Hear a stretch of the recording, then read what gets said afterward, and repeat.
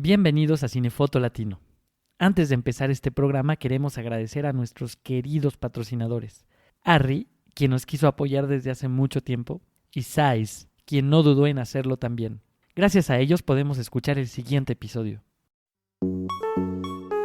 Hola a todos, les damos la bienvenida al nuevo episodio de Cinefoto Latino. En esta ocasión hablaremos con el director de fotografía peruano Fergan Chávez Ferrer, quien recientemente se ha vuelto miembro de la AMC, la Sociedad Mexicana de Autores de Fotografía Cinematográfica. El trabajo de Fergan lo ha llevado a participar en proyectos aclamados por la crítica, experimentando con géneros desde el terror y comedia. Sus películas se han proyectado en festivales de cine de talla mundial, incluidos Cannes, Locarno, entre otros. En este episodio, el director de fotografía nos comenta sus inicios en la industria desde sus primeros proyectos en Perú y el inicio de su amor por el cine y su paso por la publicidad.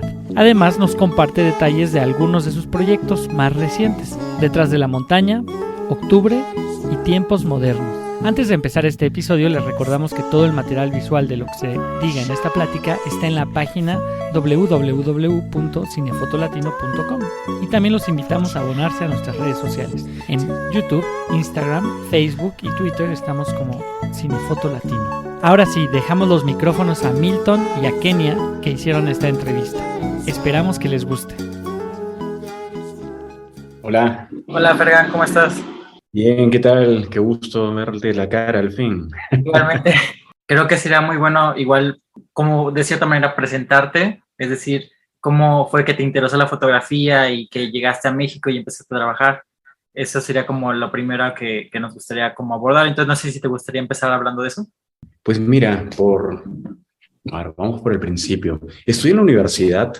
En mi universidad se estudiaba comunicaciones. De hecho, no hay escuela de cine propiamente dicha, digamos, con especialidades y todo en Perú. Entonces, nada, estudié en una universidad de comunicaciones, en la Universidad Católica, y además acababan de abrir la Facultad de Comunicaciones, así que entramos a audiovisuales y fue como una especie de híbrido donde, digamos, algunos profesores tenían una perspectiva mucho más cinematográfica, nos querían enseñar cosas más de cine, y habían otros que: chicos, esta es una facultad de audiovisuales, hay que estudiar televisión, hay que entender otras cosas, ¿no? Entonces, terminé la universidad un poco ahí, digamos, con un título, pero realmente sin saber mucho qué hacer. Lo que sí me pasó fue que en los primeros ejercicios digamos, de los cursos de equipos audiovisuales, nada, agarré una cámara y me encantó. Así fue como lo que realmente o sea, sí me encantó, me apasionó, fue como amor a primera vista. Y curiosamente también por ahí, digamos, algún cortito de estos que te mandan de ejercicios ahí, dirigí alguno y la verdad que me di cuenta que la dirección, eso no me interesaba realmente nada. O sea, entonces, nada, me dediqué primero a hacer cámara para los ejercicios de mis amigos y eso, y después, con el tiempo le fui entrando un poquito más a las luces. Así fue un poco como la prehistoria. Pero es curioso, o sea, entonces, justo ya que estabas en la universidad, ¿fue cuando te empezó a llamar la atención el cine? ¿O crees que ya tenías como desde antes este llamado? No, te diría que recién ahí descubrí como todo a la vez. La cámara, me di cuenta que me gustaba el cine, o sea, siempre había ido a ver cine y por esas cosas de la vida, ¿sí? Como todo el mundo, ¿no? Que va el fin de semana a ver algo. Pero justo esos años en los que venía estudiando pasaron dos cosas, ¿no? Una maravillosa, pero maravillosa, sí. En el equivalente a la Cineteca de allá, pues mucho más pequeña, pero hubo un gran ciclo de nueva ola francesa donde llevaron casi todo. Pero así estuvo, pero increíble. Y creo que esa fue una de las cosas que más me inspiraron en la vida para hacer, o sea, para meterme al cine, ¿no? Como de lleno. Me encantó toda la corriente de la nueva ola francesa, me pareció, pero genial. Y aparte era muy diversa, ¿no? O sea, Truffaut, que tenía unas comedias divertidísimas, o sea, ¿no? Digamos, también tiene su lado más serio y más dramático, pero eso, el cine de Godard, no sé, sin aliento, o sea, con las cámaras moviéndose por todos lados, me pareció una maravilla. Y otra cosa que también estrenaron más o menos esos años en el país fueron las primeras películas de Dogma 95, Y claro, como nuestra facultad en realidad tenía video, no tenía cine, porque no era propiamente una facultad de cine, pues claro, ¿no? Nos animó a todos a que, wow, se puede hacer cine en video. Entonces, y nada, estrenaron La Celebración y Los Idiotas, que son tremendas películas. Entonces, uff, nada, ¿no? Como que por ahí empezó un poco mi entrada al cine y ya de ahí de a poco fui yendo un poco hacia el pasado. ¿Y Y cómo fue nada, que, o sea, de ahí saliste y empezaste ya como a trabajar en cine o cómo fue el tránsito para llegar? el tránsito fue curioso, porque en esos años en mi país se hacían 2 películas al año y encima se rodaban en fílmico. La universidad en sí tampoco te daba una garantía, pues, ¿no? Que sale aquí un técnico más o menos preparado, que se ha filmado y todo. Más allá de que con nuestros amigos, te juro, ¿ah? Hacíamos así como una vaquita, comprábamos unas latas y nuestros cortos los rodamos en cine, porque nos encantaba, o sea, la idea de hacer cine en fílmico. Pero te juro que no, ¿cómo te diría? O sea, era muy difícil que te dieran la oportunidad en una de esas 2 películas y encima la gente se moría de miedo con el cine, ni siquiera con el film, ¿no? Entonces...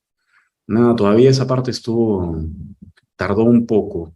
Un amigo, digo, con quien terminamos, con quien hicimos el proyecto final de la universidad, hicimos un mediometraje, 40 minutos, de ficción que gustó mucho. De hecho, tuvimos una presentación, Eduardo invitó a todos los de la gente de la crítica del país, todo eso, y fueron, así como muy buena onda, y la verdad que gustó mucho el trabajo de Eduardo y eso le permitió a él, como unos 3 años después, más o menos, o 4, le dieron la oportunidad de hacer su primera peli. Fue en video, casi en unas condiciones muy, muy básicas.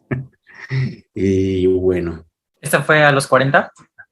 no, esa fue una que está, pero refundida en el pasado, que se llama Mañana te cuento. Esa fue, digamos, la primera peli que hice.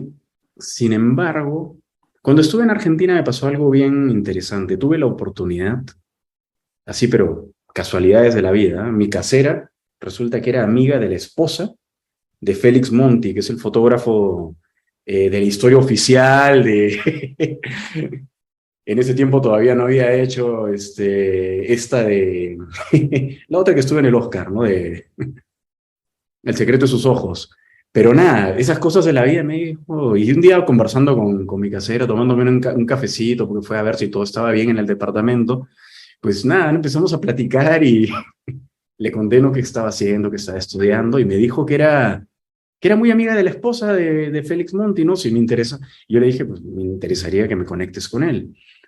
Y nada, tuve una charla muy, muy simpática con el señor y me llevó a su película, fui como meritorio, la película que estaba filmando en ese momento. Fui básicamente a mirar, porque en esos tiempos también era militar el trabajo en el cine. O sea, tenías que ganarte mucho la confianza para que te den siquiera la opción de, che, tráeme la maleta de lentes. Pero hasta antes de eso, o sea, no te dejan tocar nada, o sea, tú solamente ibas a mirar. Y nada, así fui, pero lo pude ver trabajar a Félix. eh, y conversé con él y me dio una perspectiva bien interesante, que en realidad Argentina tuvo constantes gobiernos militares y en realidad nunca pudieron realmente los cineastas eh, pues poder expresarse libremente. Se hacía muy poco cine y todo era oficial, o sea, con permiso y todo, no se podía hablar de nada de lo que no fuera, digamos, oficial. Entonces nadie filmó. Y él, claro, me contaba que él entró el 54, imagínate, a la industria del cine, chiquillo, o sea, recién salido de la escuela. O sea, era el que llevaba las carretes cuando la época del cine, de lo último que quedó del cine de oro de Argentina, y se acabó todo eso. Y cuando todo eso se acabó, nada, lo que me contaba es que él literalmente no pudo filmar ninguna película hasta el 83, que rueda la historia oficial. O sea, mira la cantidad de años. Y cuando le pregunté, bueno, ¿y qué hacían ustedes? Me dijo, publicidad. Y esa fue como un poco la escuela, digamos, de toda esa generación, Sorín, todos los, digamos, los grandes directores, Puenzo, de Argentina, que han hecho buen cine durante los 90s y 2000s, todos se han formado en la publicidad en los 70s, 60s. Entonces, nada, me pareció interesante esa perspectiva y claro, pensaba un poco que mi país era un poco la misma figura, no por represión militar, sino porque no había. Entonces, cuando regresé a Argentina, también regresé con la idea de, pues, de intentar buscar un espacio en publicidad, porque era el único lugar donde iba a poder quemar películas, film. Ahí se filmaba mucho en 35, 16. Y creo que es una Entonces, buena escuela, ¿no? O sea, te permite, o sea, a pesar como de estar todo el tiempo apresurado, sacar las cosas rápido, creo que sí va enseñando como a resolver las cosas en el momento, creo yo. te da oficio, sin duda. El tema central, y de alguna manera me lo advirtió el chango, que fue como, mira, en publicidad tienes que un poco luchar contra la estrechez de, de a veces de los creativos y un poco tener cuidado con el tema que efectivamente te puedes repetir mucho. Y en realidad, como el telecine te daba muchas facilidades, a diferencia del cine, que en ese momento, claro, tú copiabas de un negativo a un positivo, el positivo tenía un rango dinámico muy específico, no te podías pasar, si no ya quemabas, te ibas para abajo, te oscurecías y tenías, si bien un cierto margen de trabajo, no era tan generoso como sí lo era el negativo cuando lo metías a un telecine y digitalmente podías jalar mucho más rango dinámico. Entonces, claro, me dijo, mira, y mejor es muy fácil, o sea, pues, pero si tú mismo, ¿no? O sea, le preguntas al laboratorista cómo quedó el material, cómo está de densidad, está parejo, si puedes ver el negativo y todo, es mucho mejor. Y así lo hice un poco, regresé, hice esta película con Eduardo, muy pequeñita, y de ahí entré a publicidad, o sea, digo, fueron muchos intentos, un largo camino. Ahora lo veo corto, en realidad creo que pasó todo rápido, pero en ese momento lo sentí eterno. ¿Y todavía tienes relación con Monty? No, no, no, me fui a Argentina y ya, no. Por ahí nos habremos mandado unos correos por aquellos años y ya. Órale, pero wow, qué chido haber tenido como la oportunidad de haber estado en un set así. Digo, al final uno como que, digo, obviamente la vida te va dando experiencias, ¿no? Y a lo mejor y en ese momento ni siquiera te planteabas como, ay, cómo está iluminando, pero seguramente como ver esta figura y cómo se desempeña esta figura en el set, seguramente te permeó muchísimo. Sin duda, aparte, sí te digo, tenía un estilo de trabajo muy peculiar, o sea, el señor pone muy pocas luces. Trata de que una luz sirva para mucho. Y mira que ahí tenían camiones, eran 3 cámaras de 35 milímetros filmando a la vez. Yo nunca había visto eso en mi vida. O sea, Vale. apenas tenía un cortito filmado en 16 que lo habíamos ampliado a 35 y los otros en realidad, solo dos pudimos ampliar a 35, todos los demás se quedaron en video. Así era un poco en esa época. Y Eh, después de Argentina, ¿qué vino? ¿Qué vino después de Argentina? Nada, vinieron varios años de picar piedra hasta que me dieron la oportunidad de trabajar ya en comerciales y empecé a ganar, pues, ya lo que decimos oficio. Ya ahí sí, pues teniendo rodajes constantes, se filmaba mucho en esa época. Digamos, pocas casas productoras concentraban buena cantidad del trabajo. Entonces, nada, entré, trabajé con directores de vieja escuela. Mira, eran terriblemente culeros, de verdad que no los extraño ni un poco, pero que aprendí. O sea, tipo muy...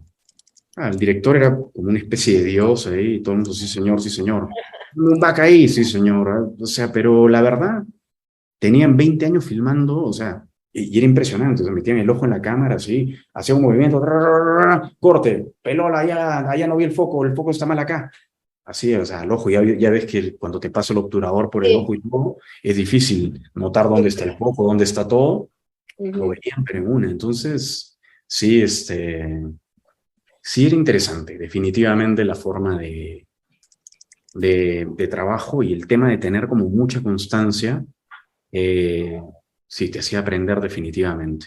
Y no, y me pasó estas cosas curiosas, ¿no? En mis primeros rodajes, además de, de comerciales, de uno de los primeritos, el productor ejecutivo era un amigo, Daniel Vega, que fue luego, posteriormente, el director de Octubre y del Mudo, que en realidad con Octubre ganamos el premio del jurado en Cannes en un certamen Regard del 2010, y después Locarno en el 12, pero tuvo el premio de mejor actor. Pero nada, Daniel se me acercó así, literalmente el productor ejecutivo del proyecto, sí, y me dijo como, mira, mi hermano y yo estamos escribiendo un guión, que esto y el otro. ¿no? Yo sé que a ti te gusta el cine y papapán, vamos a, este, estaría padre hacerlo en algún momento. Yo sí, a huevo, claro, estoy encantado. Y claro, íbamos como, esto te hablo el 2000, eso debe haber sido finales del 2004 o inicios del 2005. Y ellos ya tenían como un par de años ya presentándose al premio nacional sin ganar ningún premio. Y mira que no logramos rodar hasta el 2009. Pero qué tal constancia, ¿eh? A veces hay que realmente creer en tu guión, porque después de haber sido bateado como 9 años consecutivos, ¿quién realmente sigue creyendo en su proyecto? Pero nada, y es la primera película ganadora, o sea, que tiene un premio en Cannes de Perú. Pero llegar hasta ahí fue toda una historia. Y nada, y eso ya, digamos, podríamos decir que fue mi ingreso ya oficial al cine. Igual en el país ya había crecido la producción, ya no eran 2 películas al año, pero pues ponle que eran 6 o 7, pero ya había mejorado, ¿no? Un poco. De hecho, se llama Octubre porque sucede durante la procesión, toda esta historia sucede durante la procesión del Señor de los Milagros, que es, vamos, ¿no? Cuando sacan a este Cristo en procesión alrededor del centro de Lima y alrededores. Y el tema es que eso sucede en octubre. Toda esta película transcurre exactamente en ese mes, que además se le dice el mes morado, los hábitos de las mujeres son morados, tiene como toda una tradición ahí. Pero claro, es tanta gente la que va a la procesión que claramente es imposible filmar ahí. O sea, es imposible rodar. Entonces, lo que decidió hacer Daniel fue, mira, me dijo, no, vamos a rodar en la procesión del Señor de los Milagros, los planos grandes, para que se vea el Cristo, todo el amor, que se vea un montón de gente, y ya la película la grabamos. Hay una salida más pequeña que hacen en Semana Santa. Entonces, el año que viene tenemos que filmar a huevo en Semana Santa. Y ese fue el plan, para poder hacer las escenas de la procesión.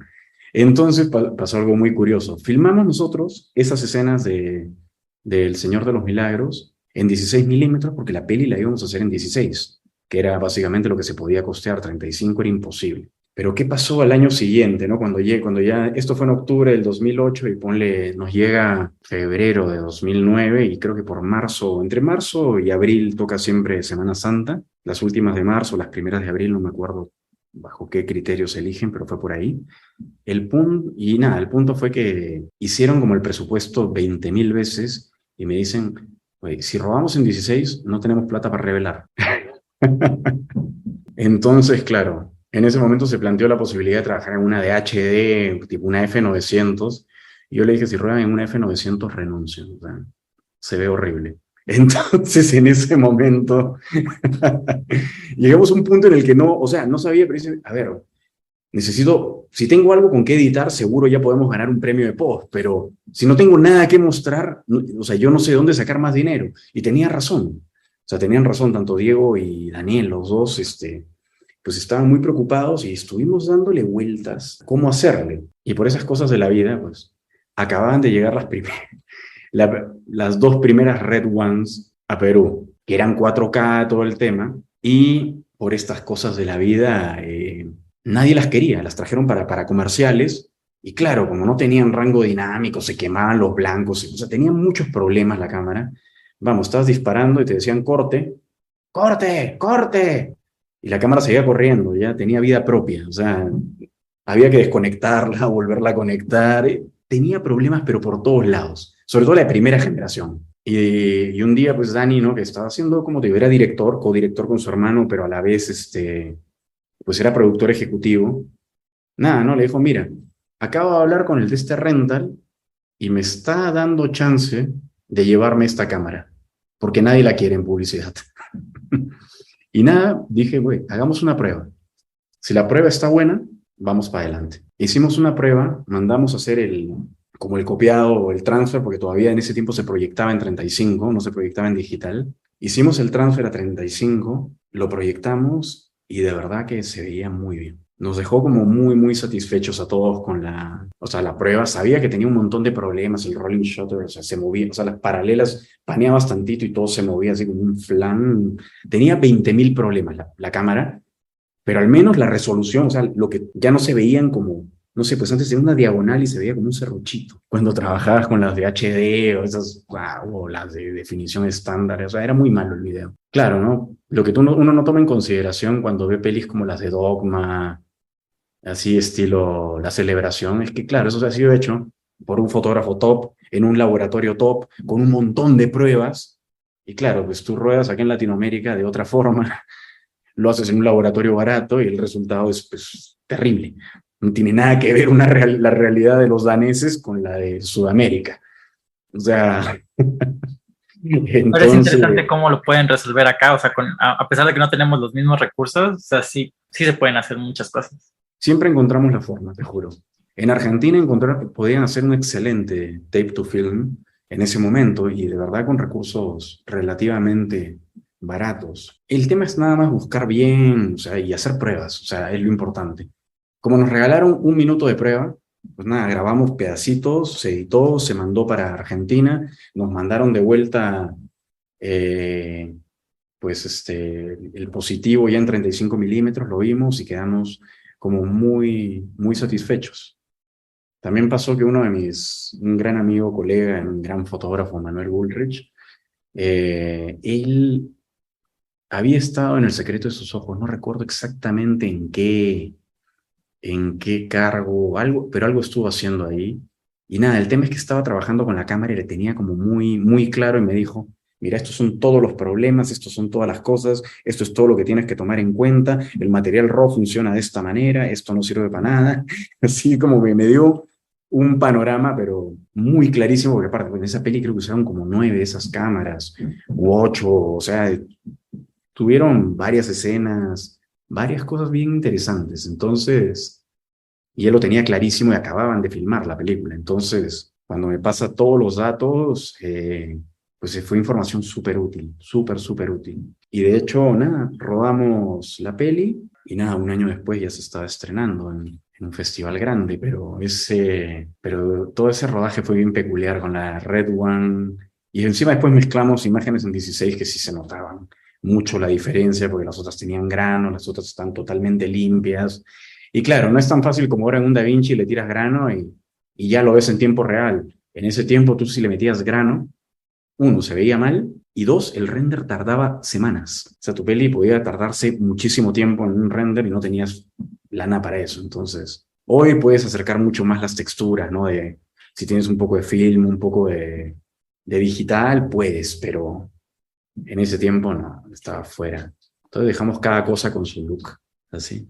¿Y cómo fueron tus primeras pláticas con Daniel para abordar justo el tema de la película y, pues no sé, o sea, cómo afrontar estos problemas de no podemos meternos en la procesión, pero podemos sacarlos de otra manera? O si tenían referencias también. Mira, trabajamos efectivamente en base a algunas referencias, ¿no? La película es de humor negro y nos gustaba esta idea de la repetición tipo al estilo whisky. No sé si vieron la peli de Revela y Stoll, que claro, es el mismo plano, vuelves a lo mismo, vuelve la viejita a la mañana a abrir la puerta de la... O sea, toda esa historia como que nos gustó como parte del estilo. Entonces eso ya nos resolvió un tema. Hicimos algunas pruebas de paneo y eso y se veían terribles. Entonces descartamos ya esa posibilidad desde el inicio, ¿no? O sea, o es un paneo súper suave o directamente ni paneamos, vamos a hacer detalles y planos amplios, como ese fue un poco el abordaje del estilo visual y también, digamos, más que nada el tono, no sé si es muy visual, visualmente creo que no tiene mucho que ver, pero en cuanto al tono de actuación y la forma como de contar, del ritmo narrativo, también tenía mucha influencia de Kaurismäki, ¿no? Pero básicamente sí nos sirvió porque hicimos como mucho plano fijo, mucha composición muy exacta, digamos, y en términos de luz queríamos ya que estaba ya bastante forzado el tema de que el cuadro era muy específico y cada cosa estaba como muy al centímetro ahí, más bien optamos porque la luz fuera muy natural, ¿no? Como que casi, o sea, pareciera que no está iluminado, que así está el lugar. O sea, fue un poco, y ese fue ¿cómo te diría? La premisa o el punto de partida. De hecho, digo, tomé una decisión un poco de poner como en 5000 grados Kelvin la cámara desde el inicio y nada, todo lo que fuera día se iba a ver un poquito más frío, todo lo que fuera interiores, faroles, todo se iba a ver cálido. Los exteriores de Lima tienen mucho vapor de sodio, por lo que todo se ve verde, amarillo. Entonces decidí no pelearme contra eso, sino Aceptarlo, ¿no? Dejar cada cosa con su color. Y en realidad lo único, ahora que me doy cuenta, o sea, a lo largo de mi trabajo, lo único que he hecho es hacer todavía más radical esa propuesta. Pienso como en todo lo que nos cuentas de Octubre y como la visión que nos deja esa película de lo que es esa celebración en particular en su país y pues no sé, como de la responsabilidad como en el trabajo de la imagen, pensando en que estos pequeños proyectos que se hicieron y que en realidad ahora pues en comparación con México pues siguen siendo poquitos, o sea, sí nos hablan como de ese contexto del país y como pues de esta responsabilidad que tenemos pues como creadores, ¿no? De imagen para, pues no sé, como de alguna manera respetar pues lo que pasa allá, ¿no? O sea, y no ser como, no sé, intrusivos o no ser, o sea, como no faltar de algún modo el respeto a esto que hay en el país, ¿no? Mira, es curioso, o sea, yo siento que como todo, ¿no? O sea, al final lo que hacemos es un arte, es una especie de, eso no es una creación, al final de, pues de una mente, de un grupo de gente desde diferentes cargos haciendo locuras. Y básicamente creo que la mirada respetuosa hacia el trabajo, o sea, es fundamental. No sé si deba ser necesariamente realista o fiel a lo a lo que sucede, pero creo que sí hay algo, o sea, hay algo que tiene que cambiar. Por ejemplo, ¿no? Siempre recuerdo que en una entrevista que le hacían a Diego Vega, entonces ven la peli y dicen, pero ¿por qué muestran cosas tan feas de la ciudad? Bueno, es que a ti te parecen feas, a nosotros nos parecen hermosas.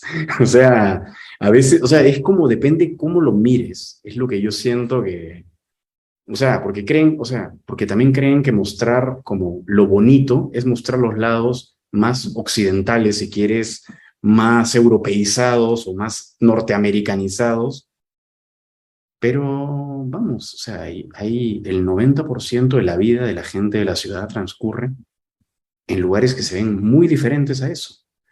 Entonces, yo siento que es importante eso, ¿no? Como una mirada respetuosa sobre lo que estás viendo. Es fundamental para poder hacer una imagen, creo yo, ¿no? O sea, siempre hay que mirar lo que tienes delante de cámara con respeto, con cariño, no sé, tiene que decirte algo, ¿no? Y me refiero al espacio, me refiero a los actores, a la locación, a lo que tienes delante. O sea, es como fundamental y yo siento que Octubre lo tiene, a pesar de que nos hemos ido a rodar a zonas muy decadentes de Lima pero está súper, no sé, no sé, yo creo que se construye un universo ahí, un mundo propio, ¿no? Que también pasa un poco también en los futuros, o sea, hay un universo ahí que no sé si tiene mucho que ver con Lima, con la Lima de verdad, ¿no? Porque Lima de verdad, en realidad, es verdad, no llueve, hay mucha humedad y está nublado 10 meses del año, eso es una realidad. Pero también es otra realidad que es una ciudad al lado del mar, donde todo el día hay surfers, skaters, gente haciendo parapente. O sea, no tiene nada que ver con con este universo totalmente desolador que tiene la película, que tiene Tiempo Futuro, ¿no? Que es una construcción al final. Te iba a preguntar si justamente Tiempos Futuros había sido filmada en Lima.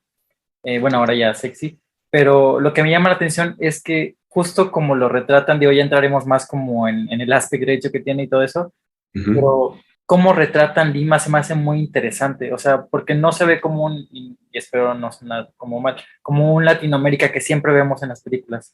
De hecho, me llama la atención que lo sentí muy atemporal, es decir, Sí. no sabía si estábamos en un futuro, no sabía si estábamos, porque en un principio tenía como un celular, el chico con un celular de los principios de los 2000 y ya después Exacto. vemos un teléfono, un smartphone, entonces eso se me hace muy interesante. Digo, si quieres saltando ya la película en particular de Tiempos Futuros, me gustaría como también abordar mucho de esta estética que le dieron a la ciudad. Mira, lo que pasa es que, mira, ya desde el guión es una película situada en algún lugar, como en un mundo casi paralelo al nuestro, que puede efectivamente haber sido en un pasado extraño o un futuro, ¿no? Que es un poco, o sea, no está claro Pero sí, no, o sea, es una distopia al final del día, o sea, y eso está desde el guión mismo, desde el inicio con Víctor, porque con Víctor tuvimos muchas conversaciones. Él me invita al proyecto desde que nos conocemos por ahí,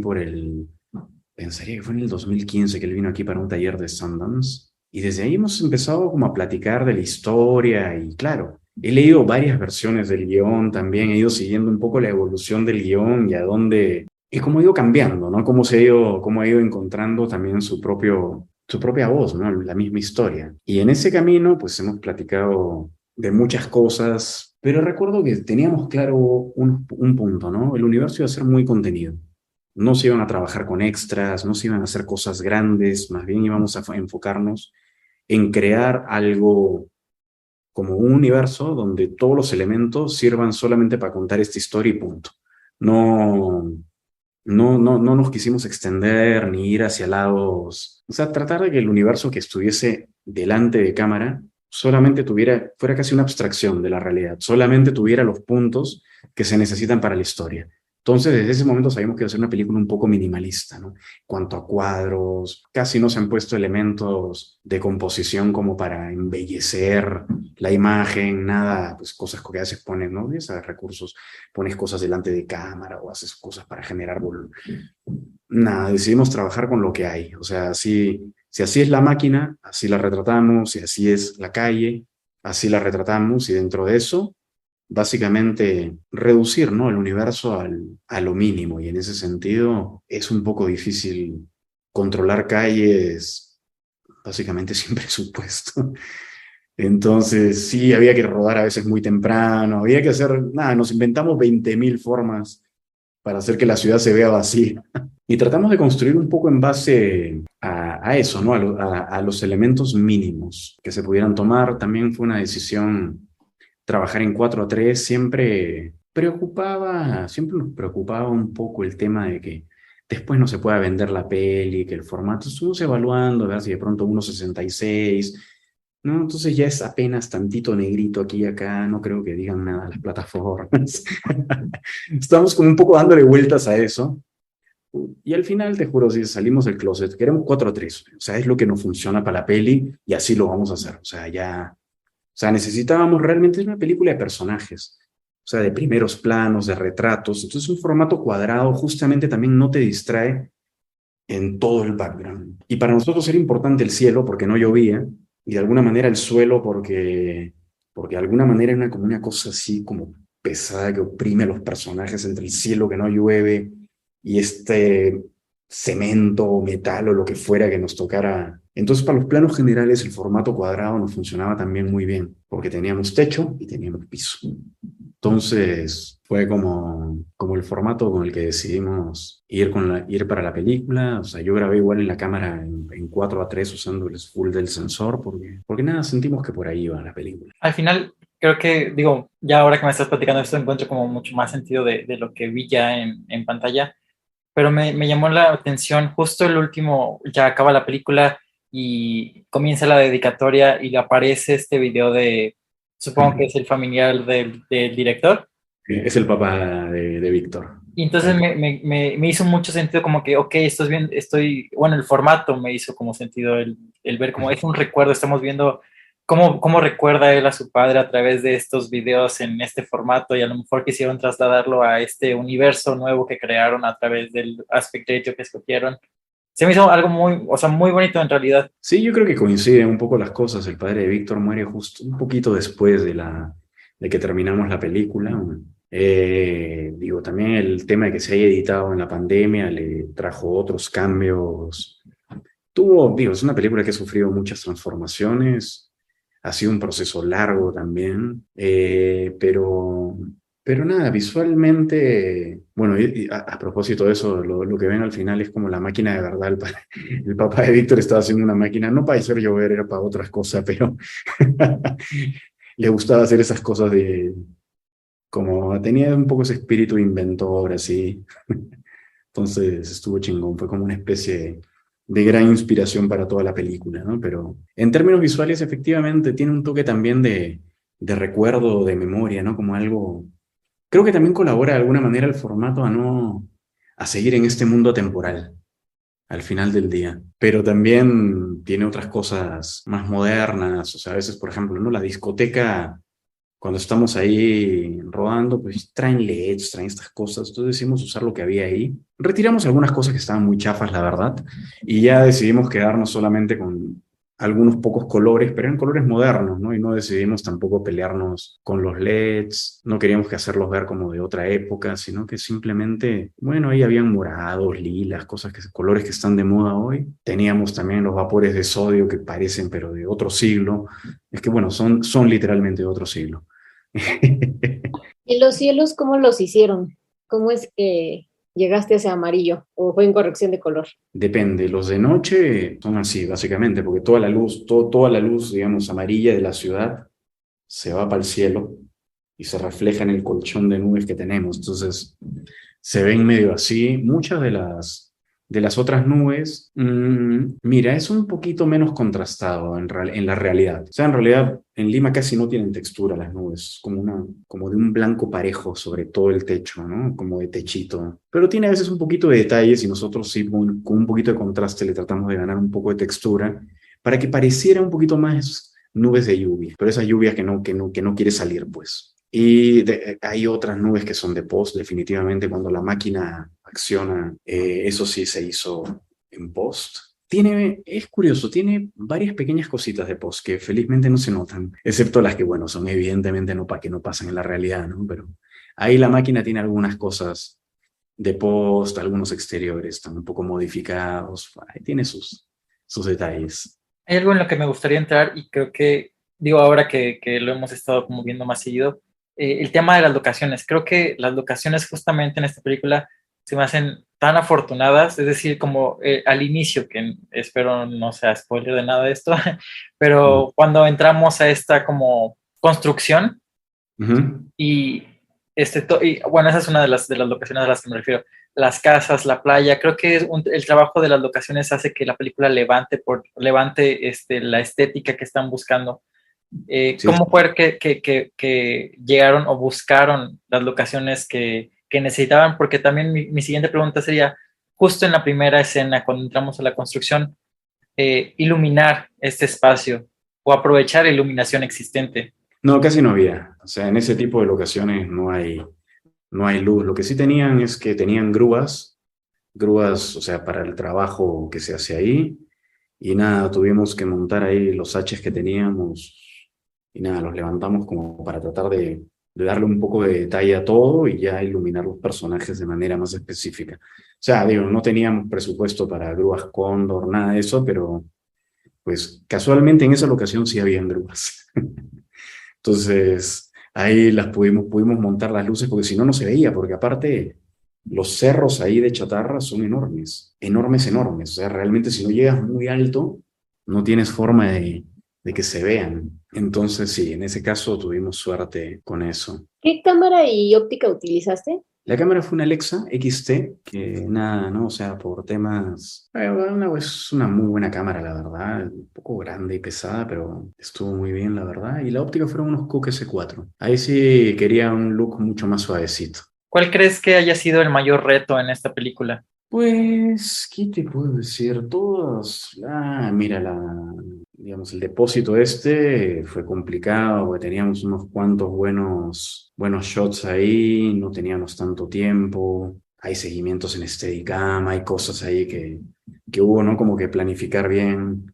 Y en algunos casos fue literalmente, mira, podemos iluminar esta área. Así que unas tomas para este lado, otras tomas para este lado y otras tomas para este lado y se acabó. O sea, porque no, mucho de lo que parece que está caminando mucho en realidad está todo al ladito nomás, porque o sea, en algunos casos no alcanzó el tiempo, pero sí hay que debo reconocer que Víctor tenía mucho ingenio como para plantear las tomas rápido y que no se parezcan a las anteriores estando casi en el mismo lugar. Entonces, sí, esa locación fue particularmente compleja, que todas tuvieron cierto reto, porque, por ejemplo, digamos, la casa donde vive, el departamento donde está la máquina, donde viven el padre y el hijo. O sea, habíamos planteado la idea de que la iluminación venía del exterior, como que de afuera hacia adentro. O sea, era un hotel abandonado, que nos dio como mucha facilidad porque podíamos ir a cualquier lugar. Entonces, claro, como se veía que estamos más o menos en un piso alto y todo, decidimos tirar las luces desde afuera, desde el piso de abajo. Tuvimos que como que sacarlas por la ventana casi, yo diría que unos 4 metros, por lo menos, 4,5 metros, para por ahí retroiluminar las ventanas y hacer que parezca como que la luz viene desde abajo, desde la ciudad. Pero lo cierto es que, claro, esa luz ya no imprimía nada. Entonces teníamos que poner unas artificiales inevitablemente. Y eso también tuvo su pensada ahí, que el gaffer tuvo que ver de qué manera segura puedes volar 4 kilos freestyle desde ahí y mantenerlos toda la noche, ¿no? O sea, bien, bien seguros y tranquilos. Por ejemplo, en estas escenas tengo dos en mente. Cuando el papá del chico se le quedan las llaves adentro, ¿no? Más bien él se queda fuera del departamento y llega al el antro. Samoa. El Samoa, esa es una, pero va por el mismo lado. Y cuando el niño llega a la parada de camiones, que tenemos como todo este fondo de la calle, y él baja del autobús con la iluminación azul adentro. Uh-huh. Pero mi pregunta va, ¿ya tenían planeado o escogieron las locaciones por la profundidad que tenían con la iluminación que ya estaba en el espacio, o interferiste en los postes que estaban ahí? Específicamente en ese plano, solamente intervine en el poste que estaba exactamente sobre el chico, y ahí pusimos nuestras luces. Pero hay variantes, o sea, hay muchos exteriores noche que realmente hemos tapado así 5 o 6 postes porque a veces está muy sobreiluminada la noche. Y no, y aparte pues se mueven los personajes y hay sombras para todos lados, es un tema. Entonces sí, llevamos unos paralelos grandes y sí que tapamos en algunas calles bastante, otras veces usamos marcos de 20 por 20, depende, o sea, dependía de la situación, de lo que se pudiese hacer, pero en la medida de lo posible tratamos de construir la luz desde cero, siempre que se podía. Mucho trabajo en negativo, mucha tela negra por todos lados. Sí, hubo mucho trabajo. ¿Y el trabajo con los actores? ¿Eran no actores? En mi caso, y creo que también el de Víctor, o sea, le damos mucha prioridad a que el actor esté cómodo y esté bien dentro del set. O sea, ese es un punto como para mí central. A veces, o sea, considero que si lo que tienes delante del cuadro no te da en alguna verdad, o sea, no sirve el cuadro, no importa cuán bonito sea. Entonces, digo, jamás he sido de esos directores de foto tiranos que te paras ahí, te pones ahí, llegas a tu marca, luz aquí, luz acá, no te muevas, ahí es ese es el punto. No, cero. O sea, tienen que fluir, o sea, todo tiene que fluir, tienen que sentir la luz. Donde sientas la luz, ahí te paras. No me gusta que estén mirando marcas, cosas de ese estilo. Entonces, trato como de que el clima sea como muy obvio para que puedan hacer su trabajo tranquilo sin estar preocupándose mucho en aspectos técnicos. A veces, claro, ¿no? Por la naturaleza del plano, sí, párate ahí y esa es la escena, no hay más. Pero sí, tratamos de que siempre, ¿no? En el mismo bloqueo se plantee un poco cómo se van a relacionar los actores con el espacio, dónde van a estar haciendo ciertas cosas, y en base a eso planteábamos un poco las posiciones de cámara. En esta película, digo, ya nos mencionas que tuvo varias transformaciones a lo largo de su producción y ya el producto final, pero ¿qué fue lo que más disfrutaste de esta película que al final de cuentas haya resultado como tú lo tenías en mente? Es que es difícil, ¿no? Es como todo y nada. O sea, algunas películas, o sea, es o sea, todo tiene mucho que ver con la planificación que se ha hecho. O sea, o sea, no es como que llegas, pones la cámara y de suerte pasa eso delante, sino que realmente hay que pensar, hay que trabajar, pero también hay que tener, o sea, hay que pensar muy bien cómo se va a hacer la escena, sobre todo, vamos, si vas a mandar a tapar, imagínate, ¿no? 6 postes de luz, pues hay que saber qué cosa es lo que quieres cubrir, qué no, o sea, sí hay que tener claras ciertas cosas, pero a la vez también tienes que dejar cierto margen para que la vida te sorprenda, en el sentido que tienes que permitir también que las cosas pasen en el set, no ir tan obsesionado con el control. Entonces, al final te digo, sí es un poco mitad y mitad, ¿no? Hay muchas cosas que pasaron, pero todo pasó también dentro de espacios más o menos controlados, ¿no? Porque claro, no fue como que, oye, ya no va a ser para acá el plano, va a ser para allá, ahora hay que tapar los postes de allá, estos ya no importan. no, o sea, eso no lo podías hacer porque no te daba la noche ni el tiempo para realmente hacerlo. Entonces sí hubo un trabajo de planificación, sin lugar a dudas, pero también hubo mucho permitir que en el mismo bloqueo la escena se arme, ¿no? Y tome sentido, para que no sientas que la gente está puesta ahí como muy gratuita, ¿no? Como que está parada ahí, ¿por qué está parada ahí? Porque el director lo dijo, pero no porque realmente sientas que el personaje debería estar ahí. Entonces, sí, o sea, es una combinación, yo siento, de abrir un poquito la cabeza para que la vida te sorprenda, pero todo también dentro de un margen, ¿no? Donde más o menos, o sea, tu planificación tiene un sentido. Yo creo que cada proyecto te enseña algo, ¿no? Y me gustaría saber si tiempos futuros te haya enseñado algo que te permita llevarlo a tu siguiente proyecto. Pues mire, muchas cosas, pero yo creo que la principal pensaría que fue tener mucha flexibilidad en ese sentido.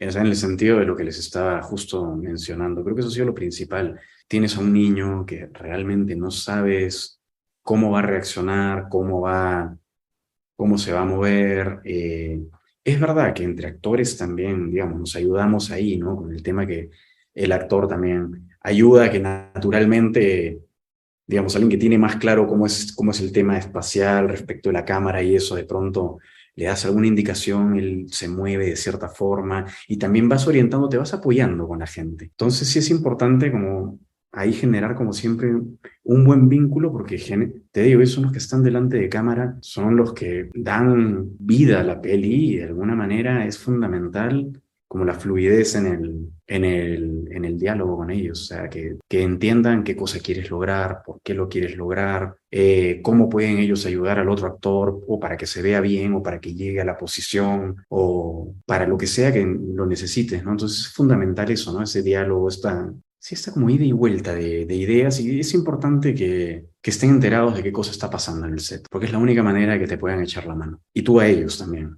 ¿Cómo fue que llegaste a este primer proyecto en México y pues empezar a trabajar con Detrás de la Montaña, más bien, perdón? Mira, a ver, una vez más, así como en mi primer proyecto en Lima llegué por la publicidad, aquí fue un poco igual. Mira, David lo conocí a él desde que llegué a México porque un amigo llevó justamente un taller de guión con él, entonces un amigo peruano, ¿no? Entonces me contactó y nada, nos conocimos prácticamente desde que llegué a México, pero por 20.000 cosas nunca habíamos trabajado juntos, nos habían caído como diferentes cosas, pero el año que iba a rodar su película, empezamos a trabajar juntos, me empezó a invitar a proyectos de Publi, porque le salían, pero apenas llevábamos, ponle, unos 3 o 4, y literalmente se le cayó el fotógrafo a una semana de la pre. Entonces, nada, ya que veníamos trabajando juntos los últimos 2 meses, pues a David le pareció buena idea ya invitarme. Porque sí conocía mi trabajo, todo, sabía que tenía varias pelis y le pareció como una buena idea hacerlo juntos y empezamos a chambear en la peli, como que rápidamente empezamos a hacer como todo el diseño visual, vimos algunas referencias que nos gustaron, como el estilo de la peli lo sentimos como que era también mucho de personajes, de interacción entre personajes. Entonces nosotros planteamos un poco la idea de una cámara que hacía como una especie si lo quieres poner, de master shot, pero no fijo, sino más bien era un plano secuencia donde que íbamos bloqueando primero con los actores y luego, una vez que teníamos el plano, había mucho movimiento de cámara, mucho seguimiento, muchas cosas. Ahí una vez que ya teníamos como un plano, ya desglosábamos, ¿no? De pronto un detalle aquí, una cosa acá, uno más corto de cada uno, porque en esta parte de pronto sí esta plática podría ser mejor, como estar un poco más cerca de los personajes, pero siempre trabajamos como que con un shot que narraba un poco toda la secuencia. Lo que pasa es que, claro, si pegas todos esos, al final te queda una peli de 4 horas aburridísima, entonces ya tuvieron ahí que empezar Pero nuestro approach a la imagen fue más basándonos en eso, ¿no? En las acciones y el movimiento de los personajes. ¿Qué cámara y óptica utilizaste en Detrás de la Montaña? Exactamente la misma. Book S4 y tuvimos una XT también. Pero eso sí, la XT, en ese momento opté por ella porque me pasaba algo muy curioso. El armado de las Alexas Mini terminaba siendo más grande y más pesado que una XT. O sea, por cómo las tenían configuradas y no me pareció tan buena. O sea, David me dijo desde el inicio que quería toda la película cámara en mano. Entonces, 7 semanas de cámara en mano, con una cámara muy pesada, me pareció como... O sea, pero la Mini, después de buscarle algunas configuraciones en ese momento, no encontramos una donde realmente fuera Mini. Entonces, opté por una XT que ya sabía que si le saco la batería, le sacas algunas cosas, queda como bastante cómodo. Y nada, 7 semanitas fueron duras, ¿eh? ¿Cuál consideras que fue el reto más grande justo en esta película? Hubo como varios retos aquí. Uno de los más importantes fue el físico, porque había que aguantar una cámara en mano 7 semanas. Ese fue uno. El otro, sin lugar a dudas, hay situaciones de luz muy complejas en Chihuahua. Es muy linda la luz, pero es fuerte. Cuando entra por la tarde por una ventana es un golpe de luz. Y claro, como llevamos cosas desde Ciudad de México, pues tampoco te puede llevar tanto HMI, tanta cosa. O sea, tuvimos un equipo bastante bueno, pero aún así, pues nada, ¿no? O sea, para competir con esa luz era complicado. Y teníamos shots como largos, entonces a ver, acá reventaba horrible la luz, entonces había que evitar ver eso. Entre eso y hacer además natural los movimientos de los actores, los desplazamientos y los seguimientos, todo tuvo cierta complicación. Pero nada, fue un reto bonito, fue un reto interesante Y plantear todo ese movimiento. con tus equipos de trabajo, ¿cómo has funcionado? ¿Has repetido o te han ido recomendando? Mira, por cosas de la vida, en las 3 pelis mexicanas me ha tocado trabajar con equipos todos diferentes, pero tengo un equipo habitual con el que trabajo en publicidad, pero también la realidad es que sí, a veces hay que cambiar por diferentes razones, o pues a veces, no sé, no, a veces la gente se va a trabajar una serie, cosas de ese estilo, entonces no están disponibles y yo en ese sentido, o sea, sé que, o sea, siempre prefiero trabajar, como te diría, como con un equipo A. O sea, si no puede el equipo A esté completo y les digo, no me manden gente y no me armen como, no me parchen el equipo para armar eso. Prefiero buscarme otro, tengo 2, 3 personas de mucha confianza con las que trabajo y el que puede, en las fechas en las que me toca el rodaje, trato de tomar ese equipo, ¿no? Ya me conocen un poco, yo también conozco, ¿Y qué es lo que entonces... buscas en tu equipo? Es decir, en un asistente o foquista, o como vimos ahora en Detrás de la Montaña, tienes oportunidad de llevar un operador de cámara o a ti te gusta operar tu propia cámara. Mira, o sea, normalmente opero cámara yo, porque es más fácil para mí estar ahí como con el ojo en el cuadro, ¿no? O sea, definiendo eso. Yo creo que si es un proyecto que va a 2 cámaras o más cámaras, pues lo mejor es que todo lo manejen operadores para que tú puedas como ver todo y estar más tranqui, pero sí, o sea, cuando es una película pequeña, digamos, ¿no? De una cámara y tal, prefiero hacerlo yo mismo. Mira, del foquista lo único que espero es que le dé el foco y no tener que repetir todo. Y no tener que repetir. Y ojo, o sea, puede sonarte un chiste, pero, o sea, a veces es una discusión como medio seria con productores, porque a veces, ya sabes, a veces quieren ahorrar con ciertas piezas que a mí me parece que son claves y que no se puede ahorrar. O sea, cuesta. Para un director es muy frustrante trabajar en una escena, que los actores vayan llegando a cierto punto, porque a veces toma, a veces muchas pasadas, empezar a llegar como a ese punto, al tono correcto, todo. Tenemos una gran actuación y el foco no está. O sea, es muy frustrante para el actor y para el director. Entonces, sí, es como una pieza que yo trato mucho de tener la que requiero. Y me ha pasado ya muchas veces, y ya también uno va ganando experiencia con eso, que aceptas ahí el cuate del productor, porque sí y tal, y tiene un deal y qué sé yo. Y al final te termina fallando tanto que terminas corriéndolo y te ganas una situación incómoda. O sea, ya dije, eso desde el inicio no lo negocio, ¿no? Es como, foco, estos son mis recomendados, el que pueda, por favor, que bueno, tráiganlo. Te digo, y hay otro tema también, o sea, el foco es parte de la narración. O sea, poner el foco aquí, atrás, en el otro personaje o lo que sea, no es solo, el foco no va en el que habla, necesariamente. Va en donde estás narrando la historia. Y ahí, en ese sentido, también tiene que ser alguien con sensibilidad, que entienda de qué va la historia, que tenga buena memoria, que se acuerde de los diálogos, que entienda de qué va la escena, porque alguien que no le importa, que solamente va a poner el foco y ya, no está aportando y en ese sentido también Digo, es un placer cuando, antes de que tú le digas, oye, mira, necesito que esto ya pase. O sea, es como parte también del equipo, de ese trabajo de equipo, ¿no? Donde todos o sea, vamos como sincronizando en la misma idea. Y eso es bonito, ¿no? Ya cuando pasa automáticamente, cuando de pronto estás viendo que hay un recorrido, pasa algo, y ya el gaffer está poniendo una luz ahí porque ya vio que se paró en tal lugar, y es como bien, o sea, cuando ya esas cosas empiezan a pasar automáticamente, sientes que ya el equipo funciona. Me gusta mucho que estás pensando como en remitirnos a esto de que pues es colectivo, ¿no? O sea, al final la creación es colectiva y pues entre más aporten todos conociendo la historia, pues más rico se va a volver. A Sí, partir de la sensibilidad de cada uno de la gente que integra tu equipo. totalmente, o sea, sí, por eso.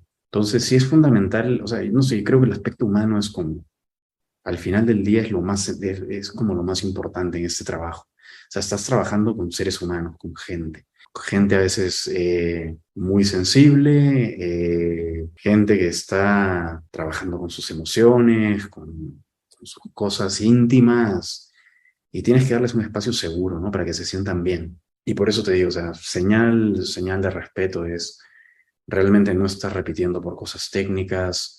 Una señal de respeto es tener un equipo totalmente respetuoso. Creo que es eso, ¿no? O sea, tratar de que todos salgamos lo más satisfechos posible como equipo y orgullosos de que hemos hecho como una gran chamba, ¿no? Todos. Al final del día lo que importa es la película. O sea, dime, ¿cuántas pelis se acuerdan de buena foto malas? Yo no tengo ninguna. O sea, siempre pienso, No.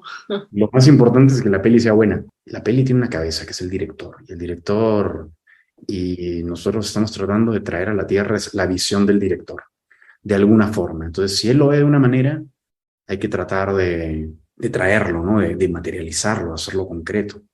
Y en ese proceso, claro, cada quien también pone un poco de lo suyo, porque claro, o sea, al final también el cine junta muchas artes. O sea, y es imposible que un director, por más bueno que sea experto en todas las artes. O sea, pero sí es importante entender que su visión es la que tenemos que traer un poco a la tierra. No sé, o sea, yo pienso, ¿no? Un director como Víctor o como Los Vega, que les ha tomado entre 7 y 9 años sacar adelante su primera película, o sea, es una gran responsabilidad hacerla, ¿no? Es como un honor muy grande que te confían, entonces es tu trabajo como estar a la altura, ¿no? De honrar esto y no solamente implica hacer bien tu trabajo, que es lo mínimo que puedes hacer, sino que realmente también ayudar a que el set sea lo más amable posible, sobre todo para alguien que se acerca por primera vez a un proyecto de esa naturaleza, tratar que sientan que tu trabajo es un apoyo a su visión y no es un impedimento. ¿Y Y eso. para ti qué viene ahorita? O sea, ¿estás en una película? Mira, de momento estoy como en 3 proyectos que todavía no definen fecha. Así que uno, con un poco de suerte, se rueda este año. Sí, sí, yo también espero, porque lo que más miedo me da es que se empiecen a montar una encima de otra. ¿Qué consejo le das a alguien que está estudiando, así como Milton y como yo, que vamos empezando? Échenle ganas. Eh, tengan paciencia. Es, es véanlo, si es una maratón esta carrera, porque si bien es verdad que la teoría de foto, de verdad la pueden aprender en muy pocas semanas, la aplicación es como para toda la vida, o sea, es medio infinita. Entonces, paciencia, crean realmente en ustedes mismos, defiendan sus ideas, escuchen a todos, a sus directores, a sus actores. Y es un trabajo estresante y difícil. No se lo pongan más difícil. Soluciones simples, disfruten de sus días de rodaje, aprendan. Y les digo algo, o sea, hay gente que es complicada en este trabajo, no se la tomen muy en serio y traten de trabajar con gente con quien haya como eso, ¿no? Química, ganas de hacer como eso, equipo. Muchas gracias, Fergan. Antes de terminar, digo, tenemos una costumbre igual en el podcast de hacer como una especie de juego al final con unas preguntas, pero tienes que responder con lo primero que se te venga a la mente. A ver, Entonces, vamos a empezar. Te vamos a dar 2 opciones y tienes que escoger una entre ellas.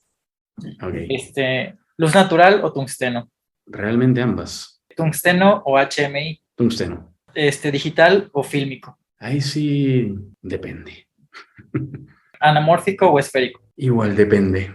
Y creo que la última, Raúl Cotard o Vilma Sigmund. Raúl Cotard, sin pensarlo. Vale. Pues muchas gracias, Fergan, por tu tiempo y por esta masterclass que sí está, la verdad, aprendemos bastante mucho de poder platicar con ustedes. No, la verdad que es un placer. Gracias. Y estas fueron las palabras de Fergan Chávez Ferrer. Esperamos que les haya gustado. Les recordamos visitar la página de este podcast, cinefotolatino.com. No olviden abonarse a Cinefoto Latino para que reciban una notificación cada vez que un episodio esté disponible. Este podcast es una producción de Cinesónica con apoyo de Harry y de Saiz. La edición y mezcla estuvo a cargo de Roberto Chávez. La producción estuvo a cargo de Solveig Dam y de Milton Barrera. Y el material visual de la página fue también hecho por Milton. La música es una obra de My Single List y la pueden encontrar en SoundCloud. Muchas gracias por escucharnos y nos vemos en el próximo episodio.